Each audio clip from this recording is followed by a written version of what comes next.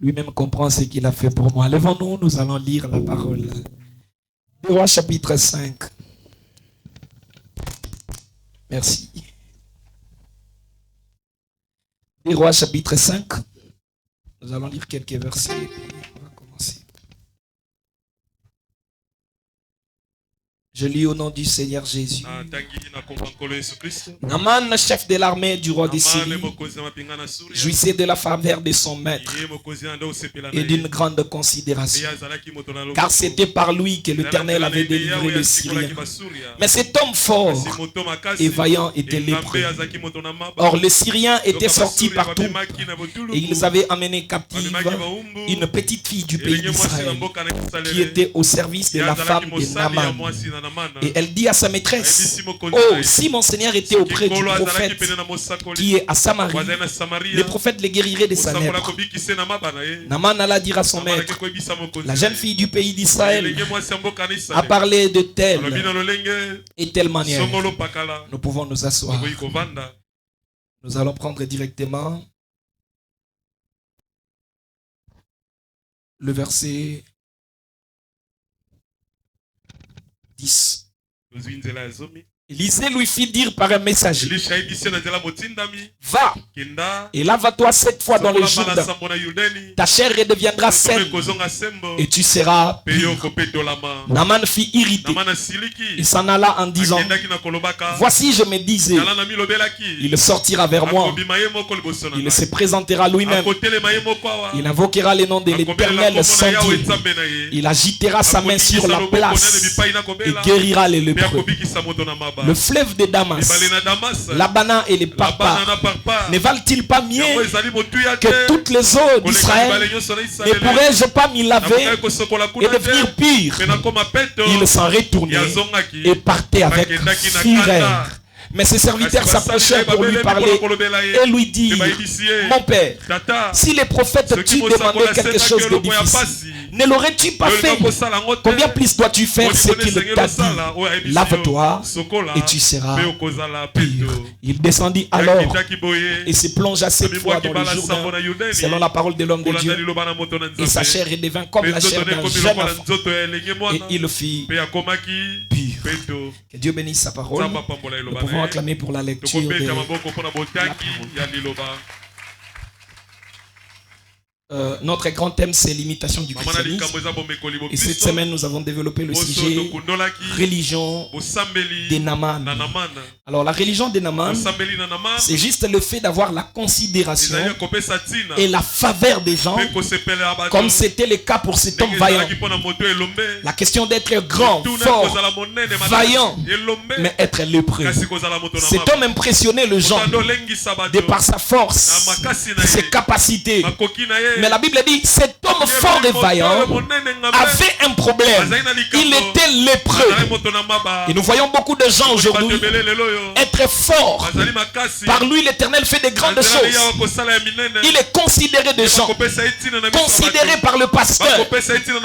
Il est important à l'église, mais lépreux. Naaman était un instrument que l'Éternel avait utilisé pour délivrer le peuple. Mais comment un instrument de l'Éternel pouvait être lépreux? Le prophète a dit: la lèpre typifie le péché. Donc aujourd'hui nous allons dire quelqu'un qui est considéré, qui jouit de la faveur de son maître, qui jouit de la faveur des gens, mais qui est un pécheur. Il est un instrument du Seigneur. Il est utilisé par Dieu, mais il vit dans le péché, ou il a de péché en lui qui le camoufle. Beaucoup de gens pratiquent cette religion, la religion de l'apparence extérieure, la religion d'être considéré par l'homme, d'attirer l'attention et le regard de l'homme, tout en étant mauvais à l'intérieur devant le Seigneur. Et nous voyons que Naaman avait 3 problèmes créés par son orgueil. Quand il venait vers l'homme de Dieu, on sentait l'orgueil dans cet homme. Il est venu avec beaucoup de richesses, et pour lui il était un homme important. Il était le chef de l'armée. Donc le général en chef de l'armée des Syriens. Et cet homme, quand il venait vers Élisée, il était rempli d'orgueil. Et son orgueil s'étendait à trois choses. Ça s'est manifesté dans trois choses. Premièrement, il avait une haute opinion de soi. Au point qu'il se disait, moi je pensais que ce prophète-là quittera sa maison. Il sortira vers moi. Il fera telle ou telle chose. Mais lui m'envoie d'aller me plonger dans les eaux du Jourdain qui est boueuse. Cet homme s'était fabriqué d'une façon qu'il voulait qu'on le traite. Pour lui, il était tellement important que le prophète allait faire des choses selon lui. Quelle haute opinion de soi. La Bible dit dans Romains chapitre 12, je vous dis à chacun de vous, le verset 3, de ne jamais avoir une trop haute opinion de soi. Par la grâce qui m'a été donnée, je dis à chacun de vous de n'avoir pas de lui-même une trop haute opinion, mais de revêtir des sentiments modestes selon la mesure de foi que Dieu a départie à chacun. Quand votre orgueil vous pousse à vous voir spécial, à voir comme si tu es toujours au-dessus des autres, à voir toujours comme si les autres là ne représentent rien, c'est toi. Quand tu entres dans une église, tu veux attirer l'attention de tous vers toi. Tu veux qu'on te traite différemment. Tu veux avoir une place particulière. Tu veux avoir l'attention de tout le monde. Une haute opinion de soi. Pour toi, tu ne peux pas être comme les autres. Remarquez le modèle Jésus. Il est venu dans le Jourdain. Jean-Baptiste lui a présenté. Il a dit, voici l'agneau de Dieu. C'est celui dont j'ai dit, il y a quelqu'un qui vient après moi. Il m'a précédé. Je ne suis pas digne de délier les courroies de ses souliers. Mais quand Jésus entre dans le Jourdain, Jésus a dit, Jean-Baptiste, baptise-moi. En d'autres termes, traite-moi comme tu as traité tout le monde. Tu as baptisé tout le monde. Baptise-moi aussi. Jean-Baptiste a dit non. Toi tu es spécial. J'ai baptisé tout le monde. Mais toi tu dois me baptiser. Jésus a dit non. Laisse maintenant. Afin que nous accomplissions tout ce qui est juste. La justice de Dieu, c'est aussi faire ce qu'il t'est recommandé, sans pourtant chercher une place spéciale. Et la Bible dit, ayez des sentiments qu'avait Jésus, lesquels existants en forme de Dieu, mais n'a pas regardé comme une proie à arracher, d'être égal à Dieu, mais il s'est dépouillé et il s'est fait serviteur. Voilà le modèle. Il est spécial. Il a existé en forme de Dieu. Jésus était le fils de Dieu. Et en Israël, tout le monde savait que quand on dit fils de Dieu, ça signifie Dieu lui-même. Et c'est pourquoi même on l'a tué. On a dit, toi tu es homme, tu te fais Dieu. Jésus ne s'est jamais fait Dieu. Il l'était. Et ces gens ne voulaient pas entendre parler du fils de Dieu parce qu'ils savaient qu'il s'agissait de Dieu. Ils l'ont crucifié. Jésus a existé en cette forme-là. Mais il n'a pas regardé ça comme une proie arrachée d'être égal à Dieu. Si c'était nous ici, on allait prouver partout.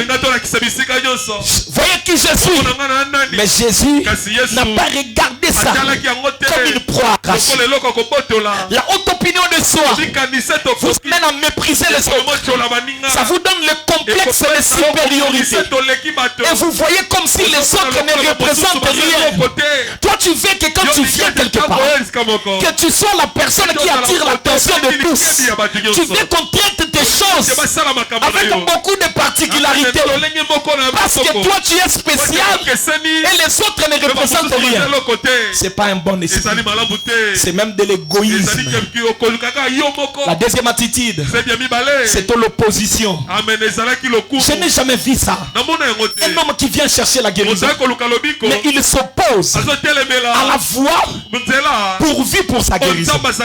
Est-ce que ça peut exister? Je laisse déjà d'abord ce point, je vais revenir. Le troisième point, c'était la comparaison.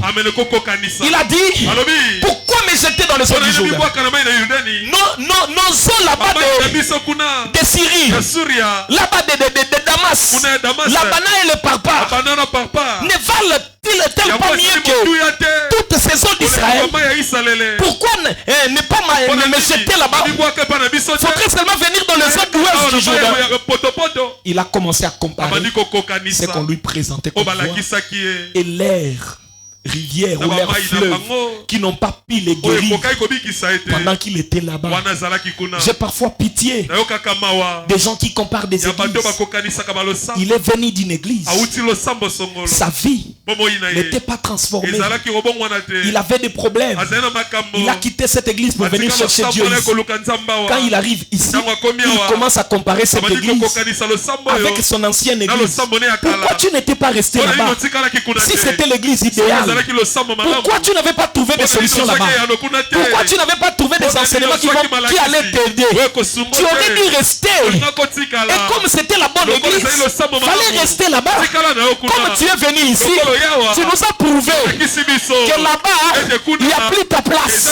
Tu sais ce que tu es venu chercher. Puisque tu es venu chercher, sois humble et reçois la chose. On ne peut pas s'opposer à la voie qu'on pourvoit pour toi. Quand Dieu pourvoit une voie, il sait ce qu'il doit faire pour toi. Mais si tu commences à t'opposer, c'est même là un problème. Le prophète dit, le Djibo Mangalade, 7 juillet 1959, paragraphe 16, il dit, j'ai vu des gens mourir dans les seuils du cabinet des médecins.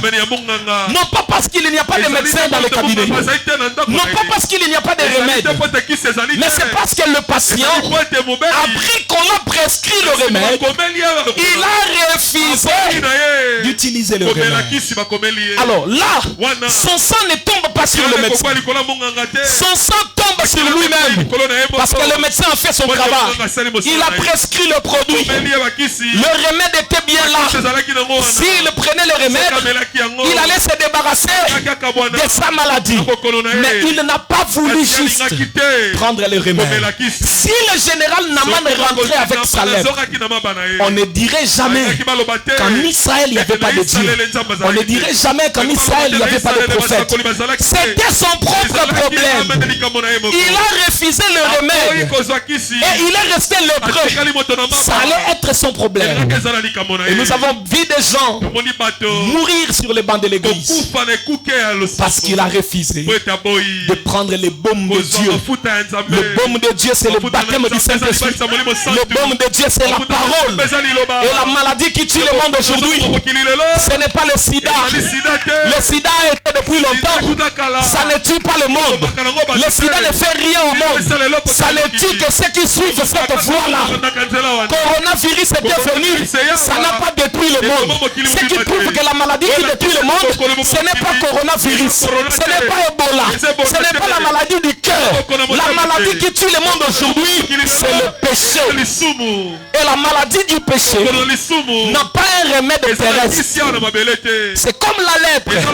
William Branham dit, on n'a jamais trouvé jusqu'à aujourd'hui des remèdes pour la lèpre. Il n'y en a pas. C'est comme le péché. La terre, la science n'a pas de remède pour le péché. Les conseils ne marchent pas devant le péché. Si vous avez quelqu'un qui a en lui la racine du péché, même si vous lui donnez des conseils, vous pouvez tout faire. Il ne laissera jamais sa vie du péché. Vous pouvez les conscientiser. Il n'abandonnera pas la vie du péché. J'ai vu des gens travailler dans des compagnies de cigarettes. Eux-mêmes savent qu'il y a de la nicotine. Ça détruit les poumons. Mais eux-mêmes, parmi les gens qui les fabriquent, parmi les gens qui écrivent, fumer est préjudiciable à la santé. Eux-mêmes, il y a des fumeurs. Il y a même des gens qui se droguent. Pourquoi? Alors qu'ils savent que c'est mal. C'est parce que l'affaire du péché, la conscience, l'intelligence, la pédagogie, la science, tout cela n'a pas de réponse, n'a pas de remède à cela. Mais il y a un remède contre le péché. La parole dit, il est renvoyant sa parole et sa parole les guérit. C'est la parole, le baptême du Saint-Esprit est la baume de Dieu pour débarrasser le monde du péché. Regardez ceux qui acceptent la parole et qui reçoivent le Saint-Esprit. Ils se libèrent de la maladie du péché. Mais ceux qui n'en veulent pas restent cloués. Tu peux m'en Galate, paragraphe 16. Redonnez-nous l'écriture. Alléluia. Et je vais vous dire, frère, n'y a-t-il pas de plaisir à servir Christ? Est-ce la raison pour laquelle les hommes doivent continuellement et fréquentent l'église pour se couvrir? Est-ce qu'il n'y a pas de plaisir à servir Christ? Est-ce qu'il n'y a pas de plaisir à suivre Christ? Est-ce qu'il n'y a pas de plaisir dans la parole? Frère, je peux vous dire, rien sur la terre ne peut vous satisfaire en dehors de Jésus-Christ. Vous ne serez jamais satisfait. La psychologie prouve que l'homme c'est un insatisfait éternel. Il y a l'échelle de besoins. Vous vous souvenez de la pyramide là? Ceux qui ont étudié la psychologie. Vous vous souvenez de cette pyramide là? On montre l'échelle de besoins. Et vous arrivez à un besoin final. C'est quoi? Le besoin d'accomplissement. C'est là que l'homme devient insatisfait. Même s'il fait quoi? Il a besoin de faire ce qui est plus grand que ça. Même s'il reçoit quoi? Il se disait, si j'ai 40 000 $, c'est fini pour moi, ça serait bien. Le jour où il aura 40, il aura besoin d'en avoir 50. Le jour où il aura 50, il aura besoin d'en avoir 100. Il aura besoin d'un véhicule. Il a un véhicule comme ça. Asi moi ketch na ya kitoko abi non ba ketch za biloko mabe Jeep. Asi Jeep comme le Jeep munene. Et c'est ça l'homme. Il est un insatisfait. Si tu penses qu'il y a un montant sur la terre qui va satisfaire ton cœur, tu te trompes. Et le jour où je deviendrai millionnaire, je serai satisfait. Même si tu deviens millionnaire aujourd'hui, tu ne seras jamais satisfait. Il y a des gens qui sont dans la politique. Ils se sont amassés beaucoup d'argent. Mais ils ne veulent pas laisser la politique. Pourquoi? Parce qu'ils veulent encore gagner beaucoup d'argent. Il y a des gens, ils n'ont même pas le souci du pays. Mais leur cœur a besoin de s'enrichir, d'emmagasiner de l'argent. Il sait même qu'il lui reste à peut-être 9 ans à 10 ans à vivre. Mais il a besoin d'avoir de l'argent en provision. C'est par paix et par insatisfaction. L'homme est un insatisfait. En dehors de Jésus, tu ne seras jamais satisfait. Et la parole nous apprend quelque chose. De vivre avec le contentement. Parce que nous savons que la vie terrestre, elle est courte. Nous apprécions que nos promesses, si Dieu t'a fait la promesse de t'élever, de faire de toi un grand homme, cherche qu'il accomplisse ça, parce que c'est sa volonté. Mais sache qu'après cette vie, il y a une vie qui nous attend. C'est la vie éternelle. C'est celle qui est meilleure, parce que cette vie aura des limites. Mais la vie éternelle, c'est une vie illimitée. J'aimerais souffrir quelques années et aller vivre éternellement dans la joie, plutôt que vivre la joie de quelques années et aller souffrir pendant longtemps. Pourquoi les gens continuent de boire tout en se couvrant en venant à l'église?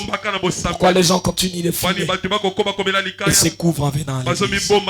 La religion est une couverture. Je vais vous dire, surtout quand l'église atteint beaucoup de membres, c'est là que beaucoup de mauvaises personnes viennent se cacher.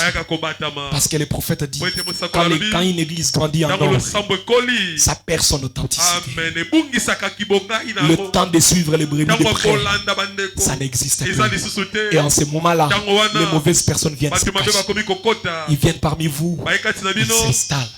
Au lieu de regarder les gens par ce qu'ils représentent dans leur vie, on commence à regarder les gens par l'extérieur. Parce qu'on n'a plus le temps de sonder l'intérieur.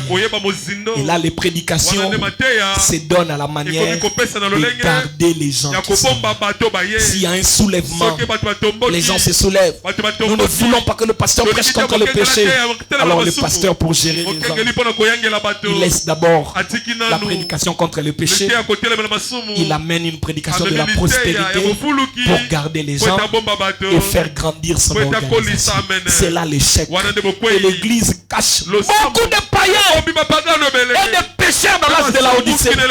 C'est la raison pour laquelle le fait pour vous de venir à l'église ne vous sauve pas. Et ça ne change rien tant que vous ne deviendrez pas chrétien. Si vous ne vous repentez pas, l'église n'a rien à faire dans votre vie, rien à vous apporter. Il faut que la parole vous touche et que vous puissiez prendre la parole, la mettre en pratique. Redonnez-nous l'écriture. Est-ce qu'il n'y a pas de bonheur à servir Christ? Que les gens se camouflent comme ça. Descendez rapidement, descendez. L'église pour se couvrir. Vous n'avez pas encore goûté le Seigneur. Frère, quand nous voyons les gens être un pied à l'extérieur, un pied dedans, on comprend qu'ils n'ont jamais goûté le Seigneur. Vous n'avez pas encore goûté le Seigneur. Vous n'avez jamais su à quel point il est bon. Si jamais l'homme arrive à la fontaine remplie de sang, tiré de fer d'Emmanuel, une fois qu'il est plongé dedans, le péché du monde et tout ce que le diable peut offrir serait tout ce qu'il y a de plus mort. Tout ce qu'il y a de Satan, tout ce qu'il y a du monde, tout ce qu'il y a du péché sera la mort. Descendez encore rapidement. C'est parce que les gens refusent de faire cela. C'est parce qu'ils refusent de recevoir les saints, les baumes de Dieu. Voilà pourquoi ils le font. Cela me fait penser à un homme qui meurt sur le seuil de la porte du médecin. Un homme qui meurt sur le seuil de la porte du médecin. Parce qu'il refuse de prendre le remède prescrit pour sa maladie. Si le médecin a les remèdes pour votre maladie et que vous disiez je ne veux pas prendre cela, vous pouvez beau vous asseoir au seuil de sa porte, aussi près que cela, vous mourrez quand même, parce que vous refusez les remèdes. Et la même chose à l'église. On peut accepter de venir à l'église. On peut s'asseoir à l'église chaque mercredi, vendredi, dimanche. Tu peux venir à l'église ponctuellement. Mais si tu refuses de prendre la parole, de la mettre en pratique, si tu refuses de recevoir le Saint-Esprit, tu peux mourir dans le banc de l'église et aller en enfer. Tu peux faire une crise pendant le culte, mourir et aller en enfer. Pasteur, à l'église, Dieu ne verra pas ça. Dieu n'amène pas les gens au ciel par l'église. Non. Je vais entendre un amen. C'est pas l'église qui amène les gens au ciel. Sinon, le pharisien, le sadducéen, le scribe seraient au ciel. Mais Jésus les a dit, pharisiens hypocrites, vous qui fermez la porte du ciel pour les gens, vous-même vous n'y entrez pas. Et vous fermez la porte aux autres. Alléluia. Amen. Et même ils n'y entrent pas. Et ils ferment aussi la porte aux autres. Est-ce qu'il y a des prédicateurs qui ferment la porte aux autres? Oui. Amen. Ils endorment les pères. Les prophètes disent, c'est ça même l'onction pentecôtiste. Ils ont eu un Billy Graham et Oral Robert. Qu'est-ce qu'ils ont fait quand ils sont allés à Sodome? Ils ont frappé les gens d'aveuglement. C'est ça l'esprit dénominationnel. Ça mène les gens à être frappés d'aveuglement. Au lieu que les gens cherchent à changer de vie, ils sont là en train de faire les rababababa. Vous voyez quelqu'un qui se livre dans les robes à chaque main, mais la vie ne changera jamais. Il est pire qu'un incrédule, pire qu'un païen. Sa vie à l'intérieur prouve qu'il est encore païen, mais fort en matière des églises. C'est là que les gens sont prêts à se battre pour des postes à l'église.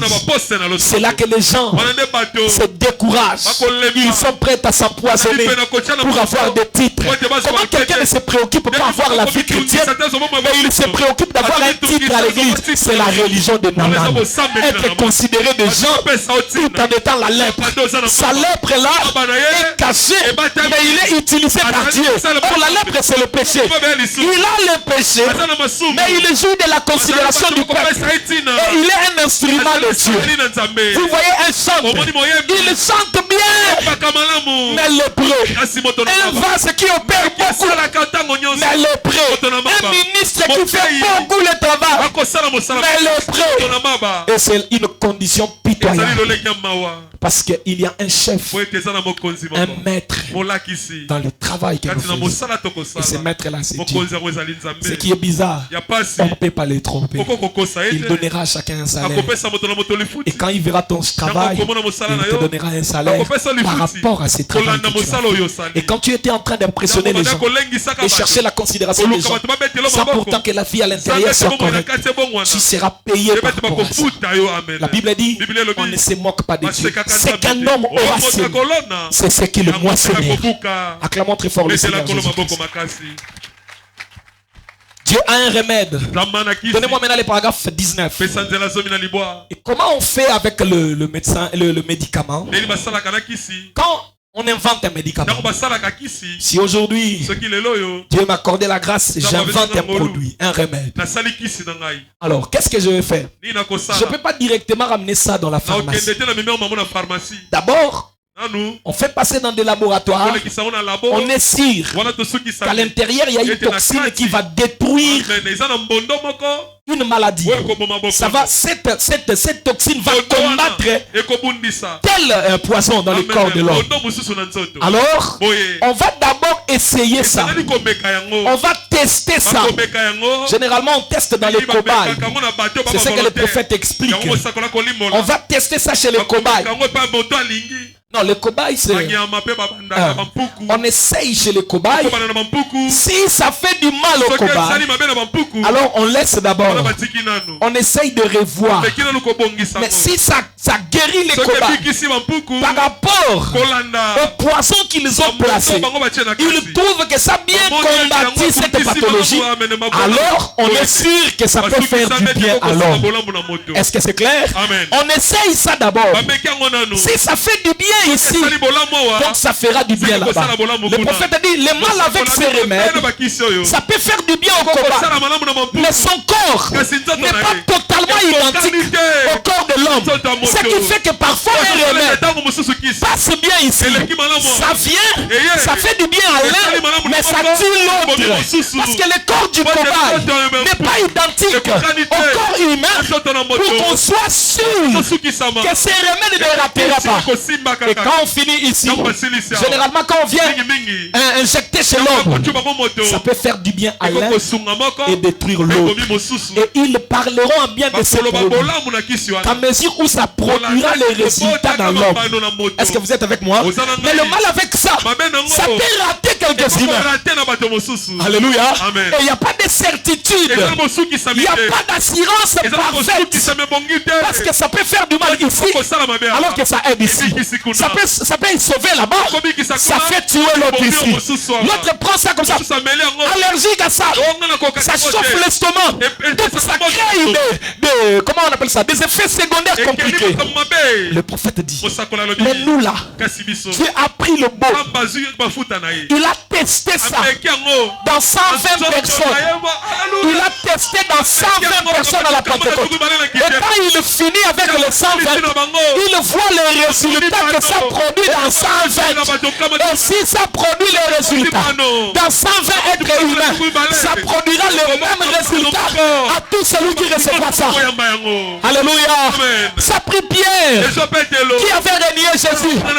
Ça fait de lui un homme fidèle. Il a renié Jésus devant une femme parce qu'il avait peur de la crucifixion. Mais plus tard, quand le remède est entré, la peur est partie. L'esprit de renier est parti. Même devant des chefs, on lui a dit renonce. Il a dit je préférerais être battu de verge, entrer en prison. Je ne renierai plus Jésus. Voilà ce que le remède fait. Ça a pris Paul qui était Saul de Tarse, un persécuteur. Vous savez que dans la Bible, c'est Paul qui avait approuvé le maître d'Étienne. Étienne le chrétien, Étienne le diacre. Sa mort, c'est Saul le génome à qui on a déposé les habits. Lisez entre les lignes. C'est lui qui a approuvé le maître d'Étienne. Mais quand le bon est entré, le remède de Dieu a détruit cette pathologie qui l'a mené à combattre les chrétiens. Il est devenu un prisonnier du Seigneur. Il est devenu le grand apôtre.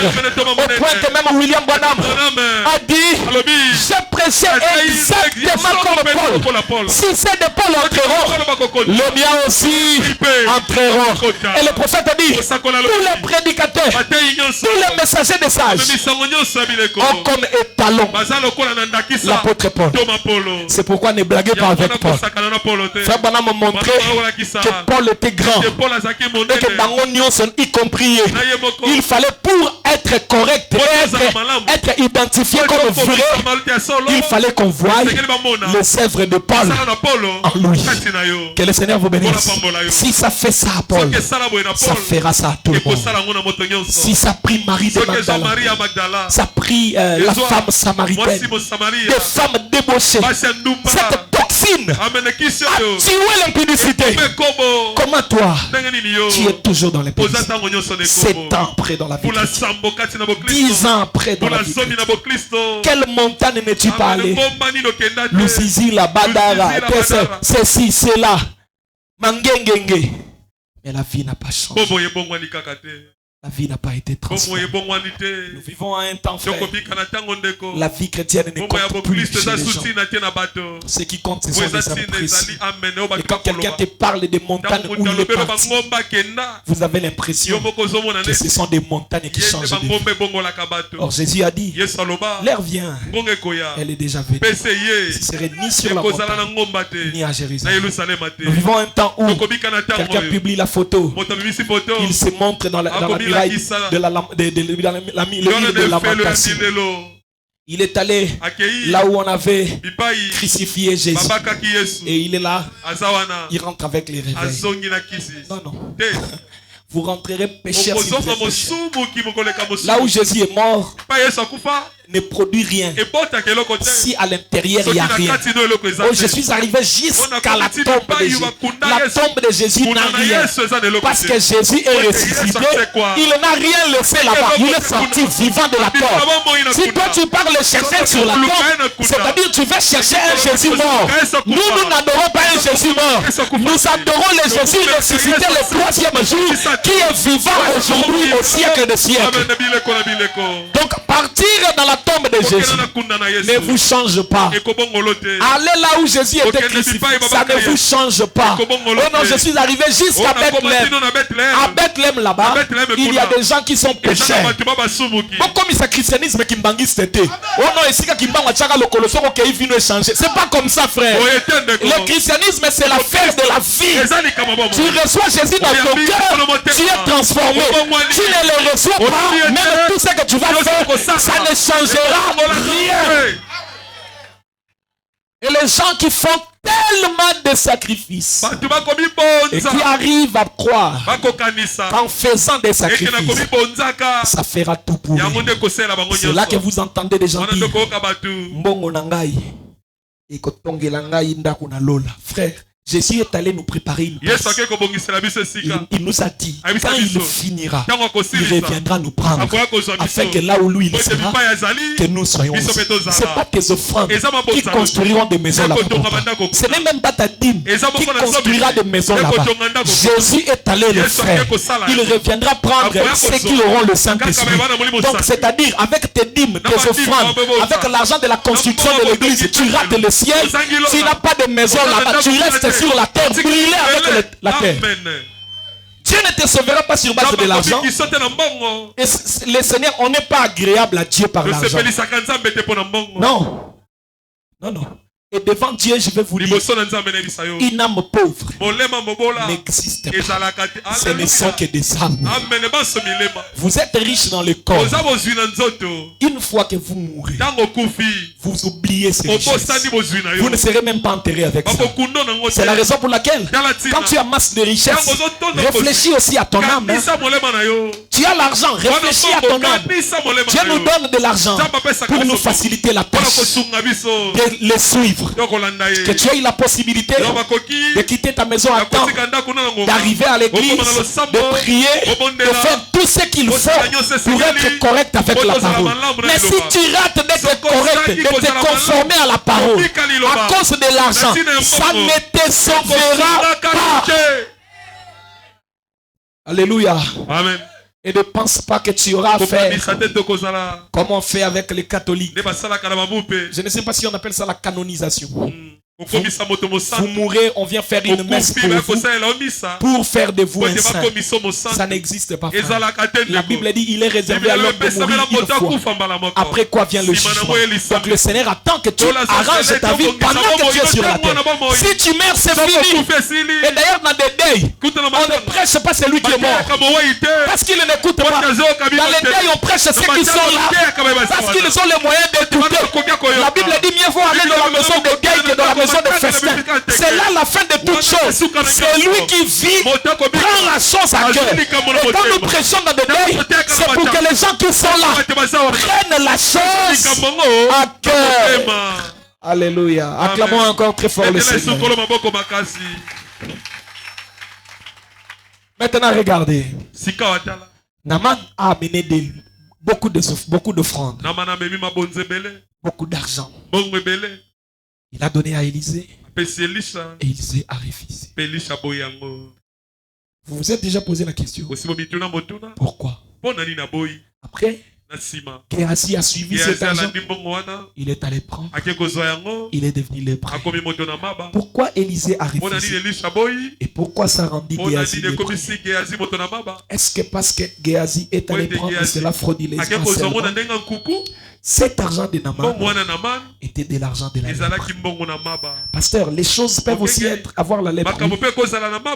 Vous pouvez avoir de l'argent de la lèpre. Une maison frappée par la lèpre. Dans la Bible, ces choses, même les vêtements étaient frappés par la lèpre. Je vais qu'on lise avec vous. Promettez-moi que vous aurez les yeux ouverts pour voir. Lévitique 14, le verset 33.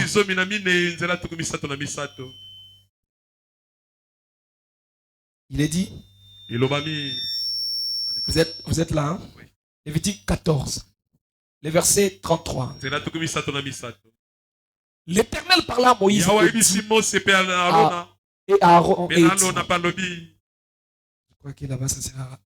Lorsque vous serez entrés dans les pays des Canaan, dont je vous donne la possession, vous ne lisez pas. Est-ce qu'on peut lire ensemble? Si je mets une plaie de lèpre sur une maison du pays que vous posséderez, celui à qui appartiendra la maison ira les déclarer au sacrificateur et dira, j'aperçois comme une plaie dans ma maison. Dans ma maison, le sacrificateur, avant d'y entrer pour examiner la plaie, ordonnera qu'on vide la maison afin que tout ce qui est ne devienne pas impur. Donc même le bien de la maison pouvait devenir impur. Après cela, le sacrificateur entrera pour examiner la maison. Le sacrificateur examinera la plaie.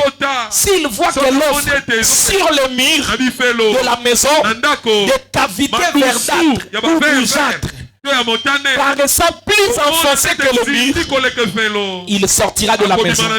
Et quand il sera à la porte, il fermera la maison pour 7 jours. Donc, Ndakwana ezali impur. Le sacrificateur y retournera le 7e jour. Le 7e jour. C'est le verset combien? 39. Hein?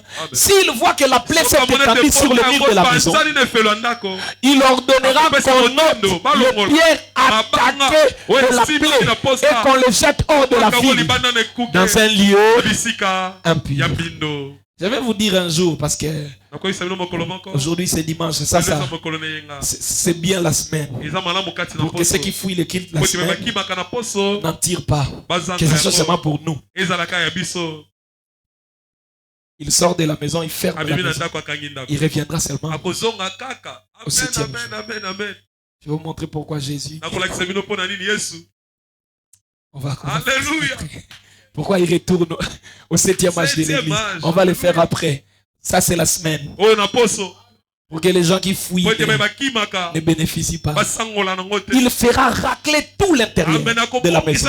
Et l'on jettera hors de la ville, dans un lieu impur, la poussière qu'on a raclée. On peut sauter directement au verset 48. Si le sacrificateur qui est retourné dans la maison voit que la plaie ne s'est pas étendue, après que la maison a été replie, il déclarera la maison pire car la plaie est guérie. Il prendra pour purifier la maison. Suivez-moi. 2 oiseaux. Et le prophète dit ce serait des tourtelles. C'est précisé au verset 30 du même chapitre. 2 tourtelles. Du bois de cèdre. Dis après moi le bois de cèdre. À l'extérieur dites le bois de cramoisi. Est-ce que là-bas on a répondu? Le bois de cramoisi. Et le bois d'hysope. Combien de bois? 3. Cèdre, cramoisi et hysope. Il égorgera l'un des oiseaux. Donc le premier oiseau sera égorgé sur un vase de terre. Sur un vase de...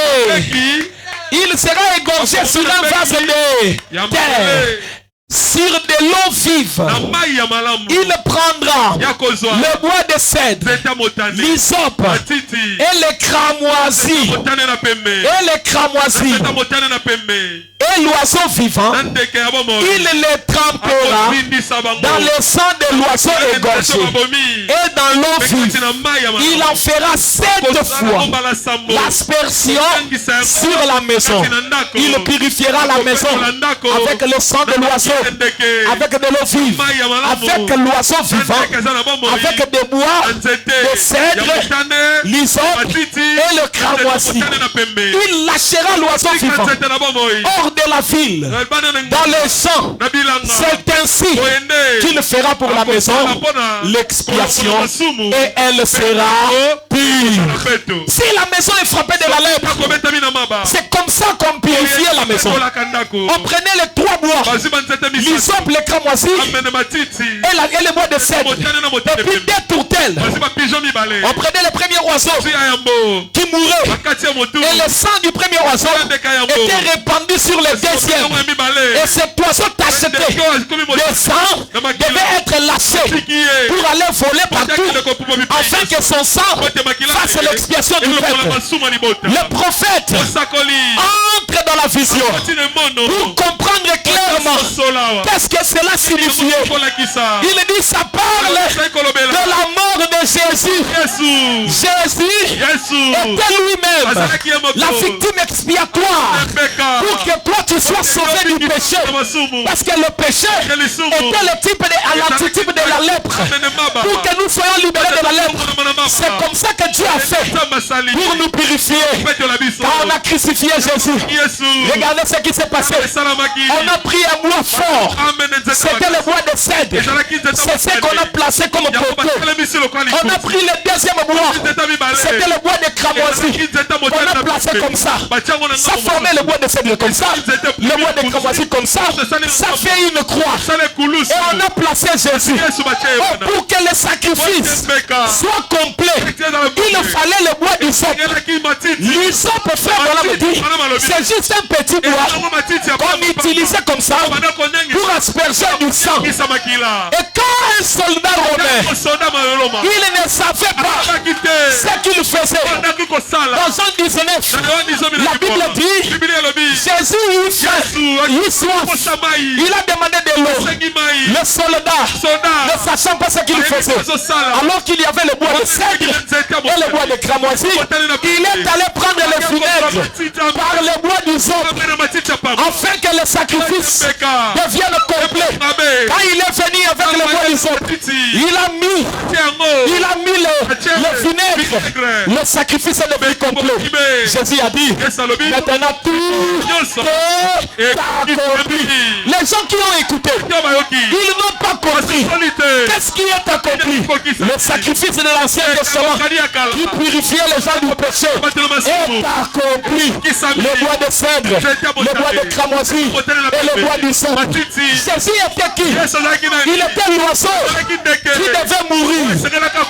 Il est mort, mais il fallait un autre oiseau. On devait prendre le sang, mettre sur cet oiseau-là et le répandre partout. Le prophète a dit, qui est ce deuxième oiseau?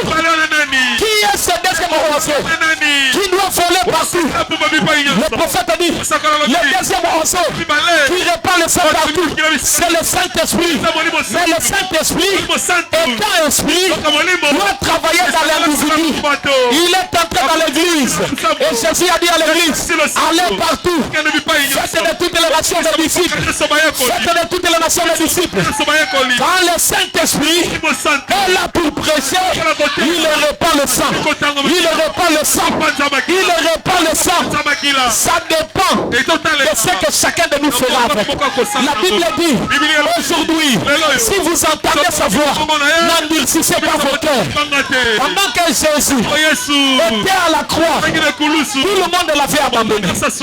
Personne n'avait accepté d'aller mourir avec nous. Simon le sirène avait accepté de porter, mais pas d'aller mourir. Simon Pierre avait fui, il a renié Jésus. Judas s'est allé se prendre.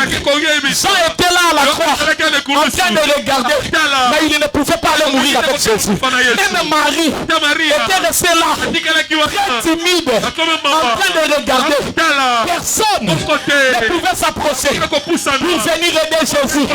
Satan me dit, même le Père l'a quitté. Jésus est resté. Il a crié, Père, Père, pourquoi m'as-tu abandonné? Pendant ce moment-là, un oiseau est venu. L'oiseau s'appelle le rouge-gorge. Le rouge-gorge est venu. Il a commencé à vouloir enlever le clou. Il voulait picorer le clou sur ses mains. Il n'arrivait pas. Le seul oiseau qui a pensé aimer Jésus. Et pendant qu'il essayait d'enlever, le sang de Jésus l'a attaché ici. Et quand il a fini son travail, il a commencé à se répandre partout. Il commençait à s'envoler et partout où il allait, il criait grâce, grâce, grâce, grâce, grâce. Remarquez, les anges crient Saint, Saint, Saint. Nous crions grâce, grâce, grâce. Parce que eux là-bas, quand ils regardent Jésus, ils ne voient que la sainteté. Mais quand nous regardons l'ami du calvaire, quand nous regardons, nous voyons la grâce. Il nous a sauvés par la grâce. Alléluia. C'est pourquoi tu dois devenir comme les rouges-gorges. Quand les gens voient la parole être crucifié, tout le monde rejette, tout le monde abandonne la parole. Mais le véritable rouge-gorge, le véritable fils de Dieu, le véritable fille de Dieu, ils partent, ils prennent la parole, ils appliquent le sang dans le cœur. Et le sang, c'est le message de l'air. Applique le sang dans le cœur. Applique le sang dans le cœur. Applique le sang dans le cœur. Et partout, crie grâce, grâce, grâce. Jésus est la grâce pour nous. Jésus est la grâce. Si tu peux regarder ta fille et ce que tu es devenu aujourd'hui, ce n'est que la grâce. Et quelqu'un comme toi, commencez à venir à l'église, même la semaine. Ah non, c'est une grâce, c'est une grâce, c'est une grâce, c'est une grâce. Beaucoup de choses, si attend que Dieu fasse, il va le faire. Mais ce qu'il a déjà fait, il faut reconnaître ça, c'est la grâce. Hey, j'écoute aussi la parole. Je lutte aussi pour prendre cette parole, mettre ça en pratique. Même si je ne suis pas encore devenu ce que je veux être, même si je ne suis pas encore ce que je dois être, mais je ne suis plus ce que j'étais. Je ne suis plus ce que j'étais à cause de la grâce de Jésus, à cause de la grâce du Seigneur. Il a tellement fait dans nos vies. Il a tellement fait dans nos vies. Il y a un homme dans la Bible, il s'appelait Démétrius. Quand Paul est allé à Éphèse, acte 19, Démétrius était orfèvre. C'est lui qui fabriquait des temples pour la déesse Diane. Mais on n'a pas compris. Paul l'a seulement prêché. On arrive dans 3 Jean 1. Jean dit, Démétrius l'ancien, à qui l'on rend témoignage par tous les saints. Démétrius quand mon abandonné ko sala ba temple ya déesse Diane. Comment mon Christ? Oh non non, yo kutoza na retard comment ancien. Ancien signifie pasteur. Amen. Samba bongo la kande batu boy. Moto ba temple. Comment ancien? Parce que toyebi te nini elekaki depuis quand yo basaki na Éphèse. Tina 3 ans pour battre nyonso balobi tout le monde rend un bon témoignage. Au monde eza na moto musu boye banaka na ena boye banaka ne kuna na Kasai yeka na kinu boye koma musali ya makasi na ibaka ezaka joueur te wana eza ya kala ye ya kala abongwa na kala so mulimu musantu ozokamwa bato nyonso ba respecter bato nyonso révérend akoma révérend musiko lingoya na ba jakala. Attention. C'est ça. C'est les révérends. Oui. Samba bongo la kabato. Maman moko yo yebaka mutu mabekala. Abandaka kwenda kosala kabato babiloko babondoki. Abongwa na kala. Message transformé. Métamorphose. Akoma mutu mususu ye akoma kopesa ba conseil na batu babala zo ede ba vie. Ka ye otoyeba ye wana. Nzambe bongola ye a changé totalement. Vous savez, quand la chenille doit devenir le papillon, quand vous rencontrez le papillon, vous ne savez plus retrouver la chenille.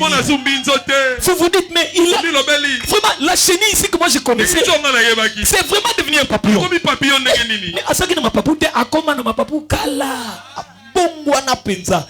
Nana yeba kaya mutaba bière, ta tika bière kala. Azaka satana posa na ngote a longola makamwana kala. Yesa yaka mutabandu ya bondumba a tika kindumba kala, a bongwana. La vie de la parole change. Quand ça entre en toi, ça transforme la vie. C'est la raison pour laquelle il faut toujours s'approcher de Jésus. Si quelqu'un de la lèpre te touche, tu deviens impur. C'était ça la loi. On avait dit ne touchez pas le lépreux. Ne touchez même pas les choses qui ont touché un lépreux. Mais il n'y a qu'une seule personne. Lui, quand il touche un lépreux, au lieu que la lèpre soit dans son corps, sa sainteté à lui change le lépreux. C'est le Seigneur Jésus-Christ. Luc chapitre 5, le verset 12 à 13. Le lépreux vient vers Jésus. Il dit Seigneur, si tu le veux, tu peux me rendre pur. Jésus ne l'a pas fait. La Bible dit Jésus le toucha et lui dit je le veux, sois pur. Peut-être quelqu'un venait dire à Jésus ne les touche pas sans lépreux. C'est lui qui aura ma sainteté. Voilà pourquoi quand nous sommes chrétiens, nous devons transmettre la chrétienté. Au lieu que le paganisme du païen vienne vers nous, c'est la chrétienté du chrétien qui ira vers le païen et le païen sera changé. C'est pourquoi Jésus avait dit allez partout, faites de toutes les nations des disciples. Il n'a pas dit allez que les gens des nations fassent de vous des païens. Non, c'est nous qui allons faire d'eux des disciples. On doit les amener à changer de vie. On doit les amener à vivre la vie chrétienne. On doit les amener à avoir la soif. Le chrétien c'est le sel de la terre. Le sel donne la saveur. Une nourriture nourriture sans sel. Ah, il y a quelque chose qui manque. Même si tu es dans le régime, tu auras toujours besoin qu'on y mette même un peu. Parce qu'il n'y a pas de goût. Mais quand on met du sel, la nourriture a le goût. Vous savez, vous pouvez manger même de la viande grillée. Vous avez besoin d'un peu de... Même du sel de table. Même des piments en poudre là. Pour mettre comme ça le cabri. En fait que ça rajoute un peu de saveur. C'est ce que le sel fait. Et le chrétien, c'est le sel de la terre. Il doit donner du goût. Quand quelqu'un te voit comme ça, il a soif de servir Dieu. Il a besoin de suivre Jésus. Il a besoin de devenir chrétien. Parce qu'on voit en toi une vie transformée. Sœur, quand les gens te regardent, les gens doivent avoir soif de croire le message. C'est rouge. Azaka naturel. Kitoko, hein? Alors t'as kitoko, bon, bah, tout on est bien. Vous êtes que bando bongola motema, au béba. C'est quoi? Et comme au bangi ça va. Il dit ma message, n'a comme aboye. Et ça la bongote. Et ça la ne yo pesa kade batu posa koya. Batali n'engeni ozo se comporter, batali façon ni ozo tambola. Oui, et enseigne à moi si tu as un maquillage, hein? À mon niveau, moi si mon naturel maleki na kitoko. Il y a tché logo te mais oya tchaki ba poti biloko ma tele manayete. Il y a son ngela maché logo te. Si vous tu nini ngeliza ya okoyeba. Ya ka koto di okoya ngela la koto na liloba. Bon mangala. Ils ont payé ça pour ça ya ko landa nzambe, pour ça ko bongola motema, ya ko tika makama mokili. Pour nini mutache logo te ma obi makitoko makasi boy. Il y a que oumela 45 minutes le bossa miroir mais le ngwe bimaboy lokola mutu na kati ya cercueil mais kotoyo et loko bachete mais beauté faut même ma moto abandonner makabo ba maquillage pour ya kolanda nzambe kotoyo moi c'est zola tabajiba mikuse kotoyo tala makolo ngwe zo sala kabo amoni siko mosusu abomba kinzoto na ekito malati très bien kitoko tango taliboe il faut na koma ka osambela faut na koma na ko sambela. C'est ça le chrétien, il donne la soif aux gens. Un chrétien, un frère qui a abandonné le péché, il est devenu responsable. Vous voyez même quand nous soulevons les gens ici, ils ont fait leur prédote. Bientôt là c'est leur mariage. C'est pour enseigner les gens. C'est pour enseigner les autres qui font encore le moune dans des coins. Pour leur dire voilà un jeune comme toi. Il s'est responsabilisé. Yo mokolo nini? Kolandara bana batu ba coin. Ta muninga yeyo akena libota ayeti na église ba betela ba maboko. Ba ko yamba bango. Ngaye. Félicitations frère. Yetango kosilisa okomi wapi? Bimaka libanda bata mwasi na bino nazoya na kosa eda mama ke na keba banoko. Na age na yo. C'est pour donner la soif aux gens. Quand on met un frère devant ici, une sœur devant, c'est pour réveiller les autres. Pour dire, mais pourquoi je peux continuer dans la vie de cache-cache alors qu'il y a une voie correcte à suivre, alors qu'il y a une voie logique à suivre? Pourquoi je fais encore le cache-cache? Frère, les choses du monde ne peuvent rien te donner. Le diable, c'est un imitateur. Il a toujours des choses comme ça. Il essaye de copier Dieu et vous donner le faux semblant qui ne tancera jamais votre soif. Mais il y a une chose qui étanche la soif, c'est la parole. Vous savez, nous avons quelque chose. Quand on écoute la parole, si tu es véritablement chrétien, il y a quelque chose qui se passe. Surtout le mystère. Parce que l'âge dans lequel nous vivons, c'est l'âge des mystères. La voix avait dit, à la voix du 7e âge, quand il sonnera de la trompette, le mystère. Cet âge, c'est l'âge de mystère. Et quand vous écoutez un mystère, vous avez besoin de ce cœur. Il y a quelque chose qui se passe à l'intérieur là. Mais c'est quoi? C'est quoi? Les mystères sont déjà en nous. Israël, ne priez pas pour la puissance. La puissance était déjà en eux. Les chrétiens ne prient pas pour la puissance. Nous, on ne parle pas à la montagne pour dire à Dieu, rends-moi puissant. La puissance de Dieu est déjà dans l'église. La puissance de Dieu n'est pas au ciel. La puissance de Dieu est dans l'église. Ce que nous recherchons par la parole, c'est d'avoir suffisamment la foi pour utiliser cette puissance qui est déjà là. Oh Seigneur, la présence de Dieu est déjà dans l'église. Nous ne prions pas pour avoir la présence. Nous prions pour que Dieu fasse grandir notre foi, nous rend sensibles, pour que nous entrions en contact avec cette présence qui est déjà là. Il y a quelque chose qui m'est venu.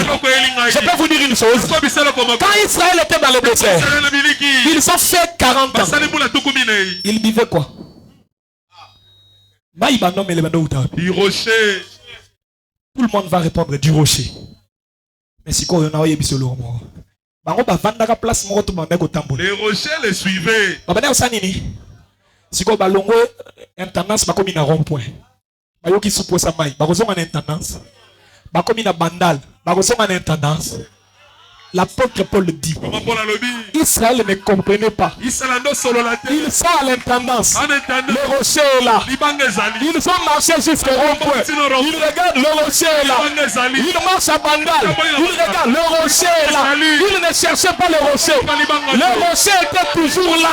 Et nous ne cherchons pas la présence de Jésus. Il est déjà là. Chacun de nous doit seulement regarder et même ne comprenez pas.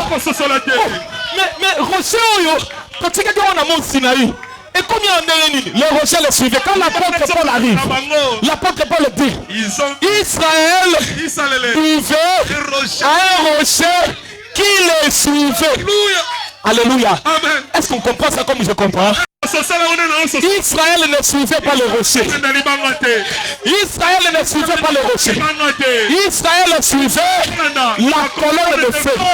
Et le rocher était partout où il y avait la colonne de feu. Alléluia. Amen. Nous aujourd'hui, ce que nous devons faire, c'est de suivre la parole. Car le message est confirmé par la colonne de feu.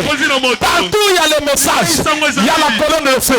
Si vous suivez la colonne de feu, par le message, le Saint-Esprit sera toujours là. Le Saint-Esprit sera toujours là.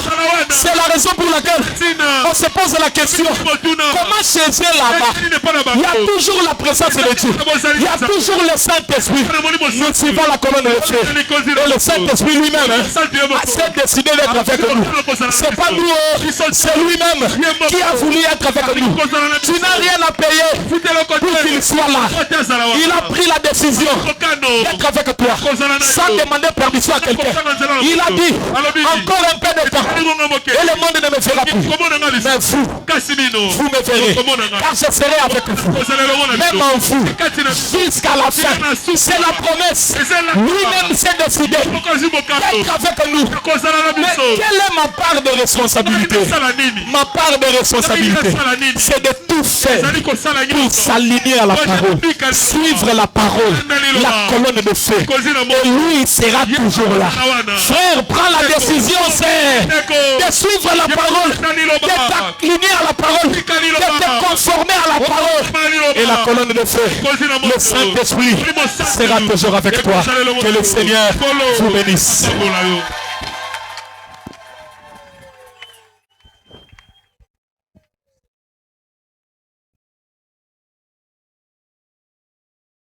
Quando o bonde nesse guizamio